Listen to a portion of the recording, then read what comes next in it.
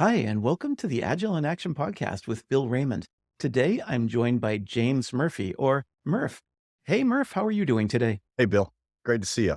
Murph, you are the managing partner at Afterburner Capital, a founder at Afterburner. You're an investor, speaker, and author. You're also an 11 times Inc. 5000 winner and Forbes Small Giant. Wow, that's quite a number of accomplishments. But before we get started, could you introduce yourself a little bit so everyone can learn a little bit more about you? Absolutely, Bill. I don't know if that's the way I would introduce myself to anyone, so we'll get that out right now.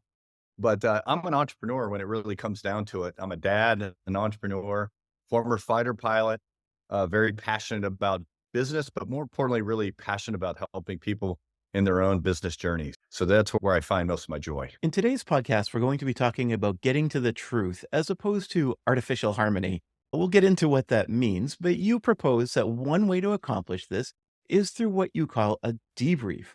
However, that debrief is part of an overall concept that you refer to as flawless execution. So let's start there first. What is flawless execution? And then we can move on to the concepts of the debrief. Like I mentioned earlier, I was a fighter pilot, and one of the epiphanies that I had when I first got into training to fly the F-15, which at the time was arguably the most sophisticated jet on the planet. I was actually raised on a farm in central Kentucky. I left the farm to join the Air Force, and in 16 months, I was flying solo in that jet, a twin-tailed supersonic military jet fighter that was just bad to the bone. And as I was lowering myself down in the canopy or in the cockpit through hanging on the canopy rail, I had an epiphany, and that was, how does a normal guy like me, Jim Murphy from Shelby County, Kentucky, get into this position?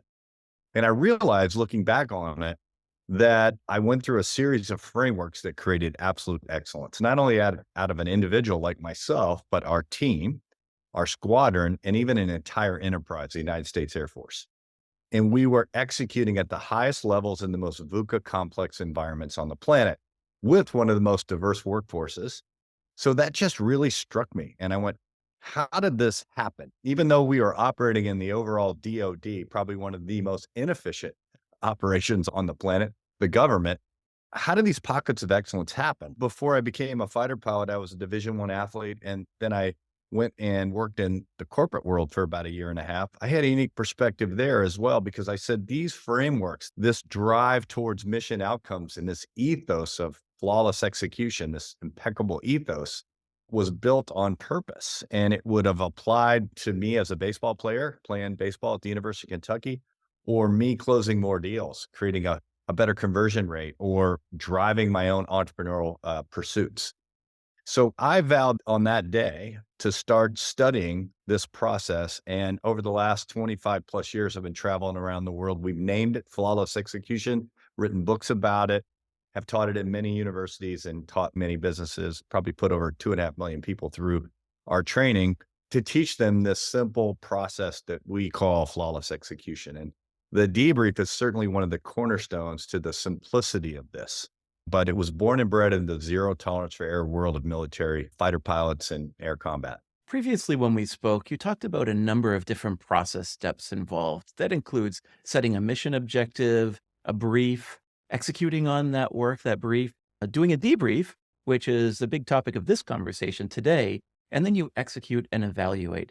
Is that what you're referring to when you talk about flawless execution? That's in the engine itself. The execution engine is what we call it. But the overall methodology, process, heuristic, whatever you may want to call it, has three different parts. It has the part where we drive purpose. That's where we pull and compel versus push people into the future that we design. You can't, predict the future, but you can design the one that you want and work backwards from there. That's how strategy is formulated, leaders' intent, alignment.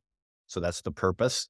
And then before we get into the execution engine, which is what you just alluded to, below that is the platform. And platforms are built on great people that are assessed in the right areas, training that goes hand in hand with standards, which equates to scalability. But every action needs to be aligned towards the purpose, and it needs to have a transparent, rigorous, simple process to get things done. And we believe, and I learned this flying fighters before I went to fly any mission, first we planned. And the planning wasn't a long range plan. It wasn't where we visited the vision. It was how we were going to execute today or tomorrow. And it started with that mission objective, like you said. And then we looked at threats that stand in the way of that objective. We look at resources we're going to need to negate the threat. We bring in lessons learned from previous truth over artificial harmony, debriefs, if you will, to accelerate our plans, experience before we go execute. Then we come up with a course of action. And this is accountability into the individuals, into the team's approach. Who is going to do what by when? Then we're going to red team that plan at this point, bring in some fresh eyes, other fighter pilots that didn't fall in love with our plan. And we're going to red team that plan, come up with some more contingencies, and then we've got a great little plan. After that, we then brief the plan. Now, what's the brief all about? We've already planned, but planning is about brainstorming. It's about everybody collaborating and getting everybody on the same sheet of music. But eventually we have to execute, and you can't plan and execute at the same time. So we realize there's a preparatory step to executing where true accountability comes in before we go launch our mission. And that's the brief.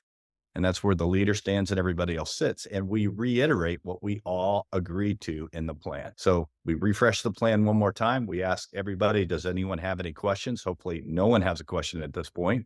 So now as a leader, I can hold them accountable to what? The pre-brief plan. At a minimum, we can hold each other accountable to that. But all of your listeners know that in a VUCA environment, the best plans cannot predict everything that's going to happen in the here and now. So we actually go fly the mission and we get our nose bloodied. And we realize there are gaps in our assumptions, i.e. the brief and the plan. While we're executing, we realize also that there's this thing called task saturation that affects our performance. And task saturation, as it increases, errors increase and performance actually decreases. And I found that in most corporate environments, people are proud of the amount of task saturation they're shouldering. They think it actually inhibits performance, but it's just the opposite. It kills pilots. Task saturation is something that we need to talk about, train towards. So we plan, we brief, we execute by eliminating task saturation. Then as soon as we land, that's where the truth comes in. We debrief. The debrief is the most important thing that we do. And what struck me as a fighter pilot is when I went into a debrief, even though the military is hierarchical and you have rank and you salute people and there's reprimand for things that you do wrong. When we went to the debrief, all that went away. It was nameless and rankless. It didn't matter if there was a one-star general in the room or a brand new lieutenant or a bunch of middle managers, captains in the room. When we debriefed and that door closed, it was truth over artificial harmony. The hierarchy went away. The rank structure went away. Your experience levels were important, but not was ever going to get in the way of the truth. So we would peel back the onion, do a root cause analysis in a true nameless, rankless environment for the betterment of what? The next mission. And the only thing that would come out of the debrief were lessons learned. And these lessons learned were concrete root causes, not the active human errors, how or who made an error, but why. The team, the enterprise, the things that are the root cause, things like a lack of communication or better communication protocol or certain leadership tendencies that got in the way. Or maybe it was an organizational issue. If we can uncover that root cause, then when we roll it back into the next day's plan, not only will our team execute not 3 to 5% better, which is what corporate America is happy with, but 30, 40, 50, even 60 or 70% better in one iteration. And oh, by the way, if that root cause is important enough, we can communicate it to the rest of the organization or create new standards to make them execute at a higher level. So plan, brief, execute, debrief. And if you do that tighter and tighter, your team, your organization can actually catch up to the same rate of change in a VUCA environment, or maybe even almost stay one step ahead of it. Well, all this sounds very agile to me. We're keeping in touch. We're making sure that we're continuously doing the right things and we're circling back. One of the things that really stood out for me when you were talking was this whole concept of task saturation. It's true. If we think that we're going to just keep giving people work so that they're continuously busy, that does not necessarily mean they're going to produce more. As a matter of fact, we might even be producing less because people just can't stay at 110% all the time. Absolutely. And it's a human factoral issue. We flew fighters.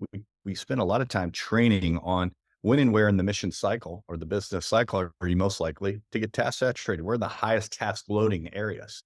So we want to know about that before we jump in the cockpit. And then we want to build tools that will help us identify or eliminate task saturation. First, what types of task saturation is there? How does the brain react? One that we use in our seminars and our training is all the time is called channelized attention. And that's where a team or an individual would channelize what seemingly is the biggest issue in the detriment of everything else. And we show a famous airline accident video, Eastern Flight 401, that happened many years ago. But it's a famous airline accident where three highly trained crew members are flying a perfectly good airplane, but they have a burnout light bulb in the cockpit. And they all three focused on this light bulb at such a level that they let a perfectly good airliner full of passengers fly right into the Everglades. It's a powerful example on how not only an individual, but a team can become channelized, and that's the way they react. Going back to your definition of the debrief, I understand the value of this. It's a nameless, rankless meeting. Everyone goes into the meeting, if you will, at the same level, and we work through what went wrong and what we need to do to fix it. Now, many of our listeners, which I'll refer to as agile practitioners, they might refer to this as a retrospective, where we look back and celebrate our wins over the last week or two. We look at what went wrong and what are some of the improvements that we can make moving forward. It's a number of different things that we're doing.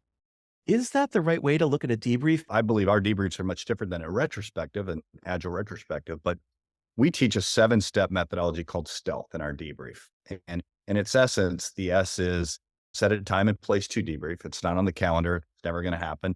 And we don't debrief regular work. We only debrief objectives that are going to get us to our future, strategic objectives, KPIs, et cetera. So we're going to debrief. We're going to set the time and place. The T is set the tone. It's important to have a nameless, rankless environment where there's no fear of reprimand, where people can freely admit errors or successes in front of each other, their peers, or their supervisors. Mhm. Rarely do we ever get to that point in business. So it's the leader's number one objective over time to create a culture during the debrief of a psychologically safe environment so we can really get to the root cause, because that's what's keeping the team from uncovering the truth. This is not a human resource activity. This is an activity to get better at the next iteration in a mission. We set the tone. And then after we set the tone, we analyze the execution. We want to analyze the courses of action that we set out in our plan now that we have the results, or their gaps, or their errors. And many times those errors or gaps or even successes are active human errors by an individual that was part of the team. So certainly we have to get to that. But this is the magic of the debrief, the art of the debrief. It's not about really saying, hey, Bill, you made this error. Why'd you screw up? It's not about that at all. It's like, Bill, hey, I noticed that this happened, and that's happened to us before in the past, but let's find out why this happened, because maybe there were other contributing factors that would keep me and the rest of us from making an error like that in the future. So let's peel back the onion and find out why. And the why doesn't have anything to do with you, Bill. It has everything to do with our environment, our team, our standards, our ethos. Let's look at the whys. So it's really important to analyze the execution. And the whole purpose of analyzing the execution is to eventually get to a lessons learned. And a lesson learned is a step-by-step protocol to address the why. It's something that comes out of the debrief. It is the derivative. And a lot of times when you analyze these execution errors or successes, a pattern will develop, an error chain, if you will. And that's where the real magic is. That's where we create a step-by-step protocol to address that. That's the lesson learned. And that's the only thing that leaves the debrief. And then the last thing that you do as a leader is ensure the team ends on a high note. A lot of times debriefs focus on the errors versus the successes. So you as a leader want people very much looking forward to the next debrief, and they understand why and not dreading it. Okay, so I can see the value of the debrief, but I keep thinking back to implementation, if you will. So here we have this situation where we have this nameless, rankless meeting. So we're just leaving our titles at the door, and then we're going to peel back the onion. And all of that sounds great. But here's the challenge. What if there are people in that room that are a rank or even multiple ranks above you? People might feel uncomfortable in that kind of an environment, especially if something might be a little bit more targeted at them. So could you address how you deal with those two situations? Absolutely. And you have a very sophisticated listener base that are very familiar with agile and retrospectives and maybe even debriefing. But what's important that we debrief only the mission objective. That's it. This isn't a meeting, it's a debrief. So that's where you have to start. And then when you analyze the execution, errors and successes, first you have to ask the question, how did this occur? And when you ask that question, typically you can go right back into the plan and a person's name and an actual action or activity he or she was responsible for. We want to know how it occurred. Now, like I said earlier, we want to get past that very quickly, because I made a mistake today, and Bill, that could be you tomorrow. But more importantly, we want to ask the question why. And we have to ask the question more than once. I know our engineers out there go, root cause analysis, ask why 5 times. Sure, we can ask it 5 times if you want, but you do need to ask why multiple times and really find out the root cause. And I find the LOT-CD acronym to be pretty good for the buckets of root causes: leadership, organization, teamwork, communication, discipline, experience, and knowledge. Usually we've found out the whys fall in one of those buckets. Let's say the why was there was an organizational issue that caused you, Bill, to miss a deadline. We want to know why. Is it because we just switched from Outlook to Google Calendars and everybody's not up to speed? Why did that happen? Was that because the leader, myself, didn't communicate that and hold everybody accountable that on this particular day, we're Google only? Why did that occur? So we're going to keep going down until we find the true root cause, because when we go analyze another error or success and line it up next to them and another one, we may see a lot of commonalities, organization again. And when we ask the whys, we may find out the exact same thing is occurring. So it's really important to get to that level in the debrief. I don't know if I answered your question or not. Yes, I think you did. These conversations can be really hard for anyone in a meeting. When you're peeling back the onion and you're asking lots of questions, sometimes people feel pointed at. They might feel a little defensive. They might want to push back just because they don't like their name being mentioned as much. And this nameless, rankless environment will help with that. So I guess my question is this: how do you implement it? Because it's easy to say, yeah, sure, I'm at this level and you're 7 levels above me. And we're just going to pretend like that doesn't exist in the meeting, because in real life, it does exist. So how do we give that space for people to have those interactions? First, you have to get the leadership to buy in to this methodology that you're going to use, right?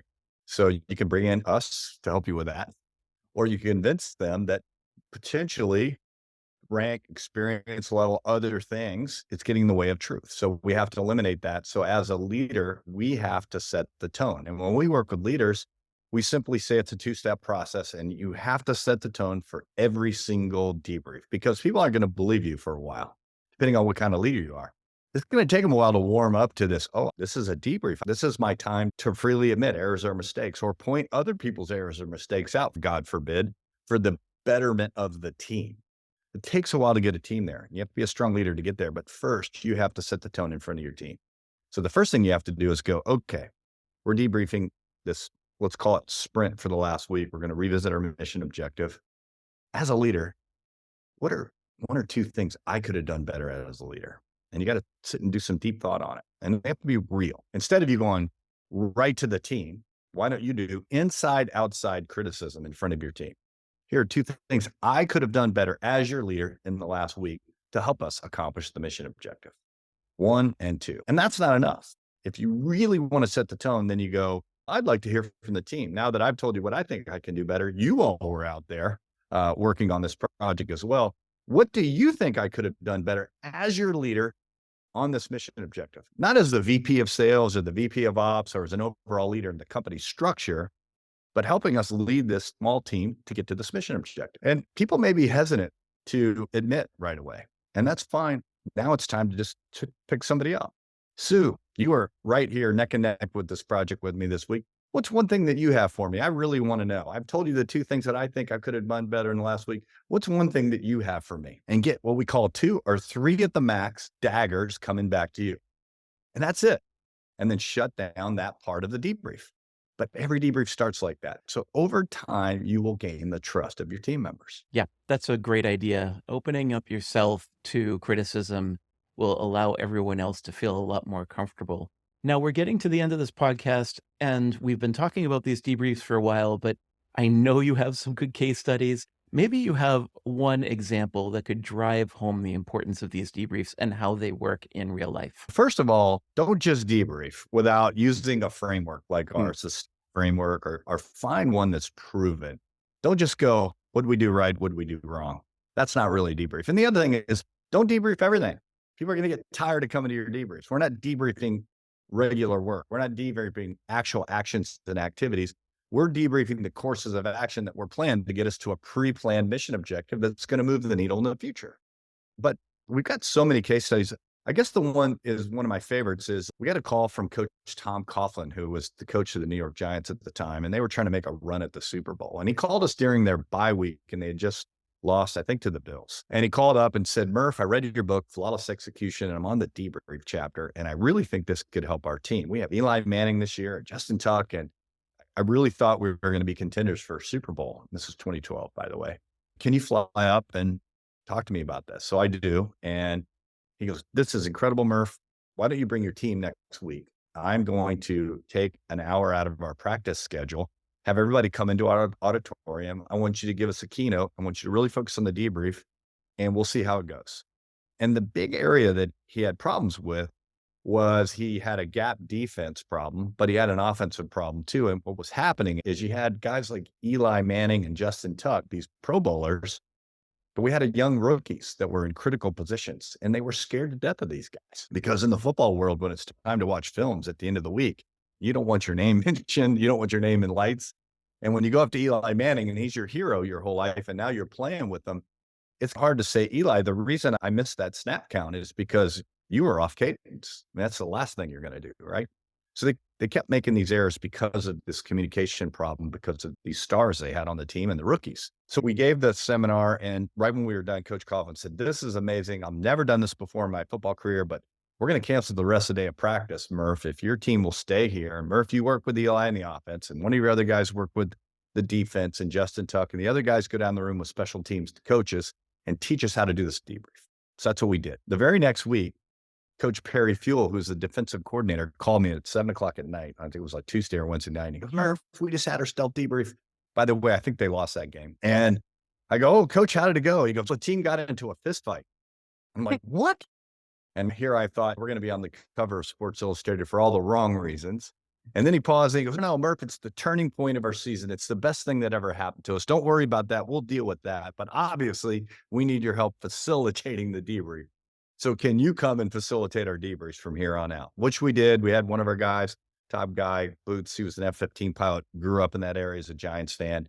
So he stayed with the team on a weekly basis for the debrief. When they beat the 49ers for the AFC Championship, Boots called me from the locker room with Coach Coughlin, and he invited us and our spouses to go to Indianapolis for the Super Bowl. And if they were fortunate enough to win, they were going to allow us to come up on the podium and hoist the Lombardi trophy with them. And in fact, that's what happened. It was an incredible experience for us. And then we went on to work with a bunch more teams, I think 14 total NFL teams. But there's a great example of debriefing and why the truth gets in the way, because you had these superstars, you had rookies that were infatuated with them. You had a coaching culture that was very much in the film room. When your name was called, that meant you screwed up and you screwed up only, and they were going to highlight you based on your how, your active human error, but never really got to the why. Oh, that's an inspiring story. That must have been exciting for you. It was great. Sports Illustrated wrote about it. You can read about it if you want. But Coach Coughlin said that was the number one reason they turned their season around, working with us and that debrief. And that was one of the main reasons they had that magical year. They almost didn't even hit 500 there for a while, and they turned a season around that wasn't so pretty and ended up winning the Super Bowl. It was really cool. They had us come a few weeks later to Tiffany's for the ring ceremony. It was a really neat experience for our team. Wow, that's incredible. I'm sure we have some listeners that are thinking, I want to do this. I want to do a debrief. What are some of the steps that they need to take in order to get started? If debriefing is something you're interested in, definitely create a culture of safety. And we do need to get to the truth. So make sure that you compel your team and have them understand why you're going to create this nameless, rankless debrief. Use some of the stories that I just told you about. But the real importance is getting better the next mission. And it's not only a little bit better, but it's a lot better. Without the debrief, you can learn through repetition. You can even learn through a basic debrief where you go, what went right, what went wrong. But there are Harvard business studies or many case studies on the effectiveness of a debrief. But if you have a true facilitated debrief using a framework like Stealth, your improvement can be as high as 70% in one iteration. And that's phenomenal. I don't know what 70% would do to some of your listeners for their individual bonuses, their team's performance, the EBITDA they're trying to drive, but what's significant. The other thing that I would encourage is to use a framework like Stealth. Hey, we're going to debrief on this day, on this time. And it's not a meeting, it's a debrief. The only thing we're going to focus on is last week's mission objective and its accomplishment. So people know, hey, It's not a general meeting. We're not going to stuff a bunch of other items into this thing. That's the S and still. T, set the tone, nameless and rankless. We talked about how you as a leader can do that. E, execution versus the objectives. Why are we here? This objective and this objective only. A, analyze the errors and successes. Go back to your plan and look at the results. Analyze the gap between the plan and the results. That's what we're debriefing. And we want to ask the question, how did that activity get there? It's usually an active human error. We want to go ahead and point it out. It's obvious, but do it in a very respectful way. The only reason we're doing that is so we can get to the next step, which is the why. And the why is not about you, Bill. The why is about one of these things: a lack of leadership, a breakdown in organization, teamwork, communication, discipline, experience, and knowledge. Those are the only areas we're focusing. And that's the team. That's the enterprise level, not the individual level. And then we want to analyze the multiple errors or successes and look for error chains. Is one of those LOT-CED acronyms recurring? Oh yeah, leadership recurred here and here. What part of leadership? We're not really holding each other accountable. There's really no downside if we miss a milestone. Can we agree on what that might look like and what that might be? It might even be a neat little contest.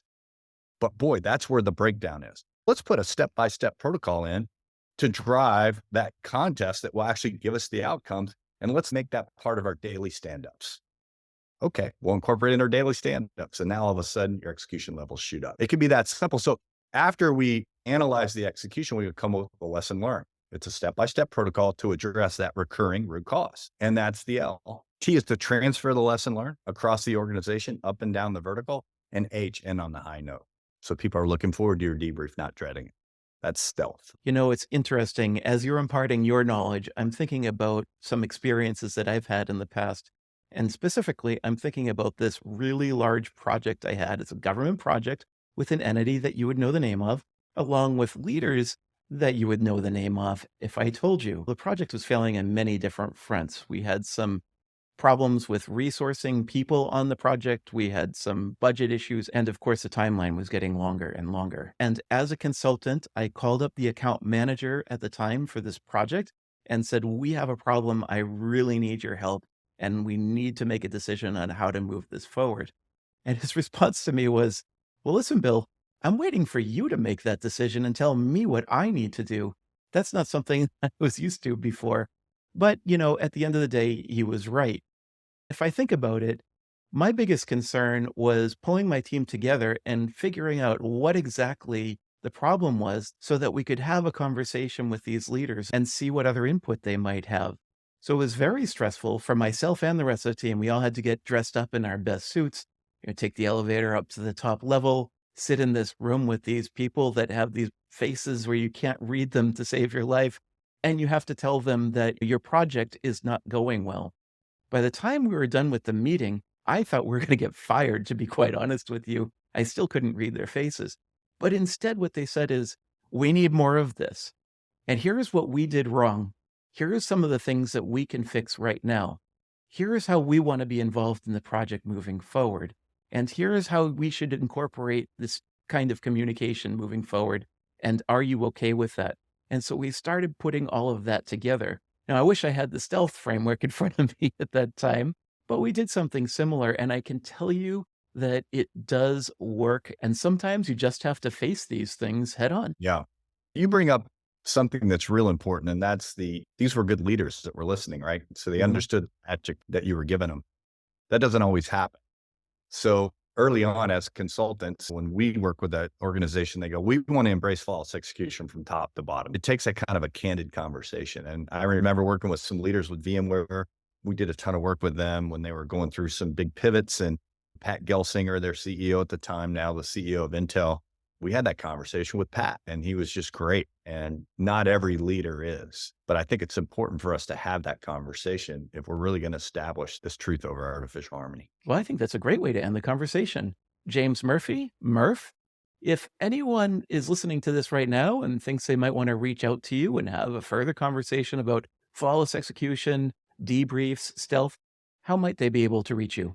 Yeah, you can reach me through Minect, which is an app. My LinkedIn address is James D, as in Delta, James D Murphy, or Flawless Execution on LinkedIn. And I also have a website, jamesdmurphy.com. Great. I will make sure that all the links you mentioned are in the agileinaction.com website for this podcast. If you're in a podcast app, go down to the show notes. And if you're on YouTube watching the video, just go down to the description and you'll find it there. Murph, this was a great conversation. Thank you so much for your time today. Thank you, sir. And happy hunting to all your listeners out there. Good luck. Thank you for listening to the Agile in Action podcast with Bill Raymond. Subscribe now to stay current on the latest trends in team organization and agile techniques. Please take a moment to rate and comment to help us grow our community. This podcast is produced in affiliation with Cambermast LLC, and our executive producer is Riyama Dagason. If there is a topic you would like Bill to cover, contact him directly at bill.raymond@agileinaction.com.